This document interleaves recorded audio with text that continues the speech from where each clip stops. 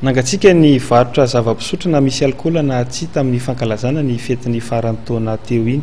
Tsy nandeha tokoa ny varotra noho ny antony maro samihafa hoe ny mpivarotra iray tetsy Akorondrano.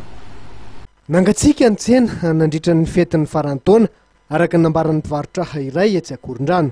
Araka ny fanazavana netiny tokoa dia etsy navitrika ny vidy zava-pisotro ny olona. Tao anatin'ny herinandro izy dia lapera 20 kazô, zava-pisotro misy gaz 7 kazô, zava-pisotro amin'ny tavoahangy plastika misy 5 pack ary zava-pisotro misy alkôla maro samihafa misy 5 kazô. Ireo ny lafo raha toka avy roen'izany noho lafo tamin'ny tondasa vanim-potoana lanonana toy izao ihany. Isan'ny fanazavana nentin'ny mpivarotra ny fiafian'ireo ho mpanjifa vokatry ny tsy fahampiany enti-manana. Ano izy ka voatery ireo zavatra tiany ilaina ny andavanandro sy izay ahafahana misakafo tsara mandritra ny fety noho nataon'izy ireo ho lahara-pahamehana.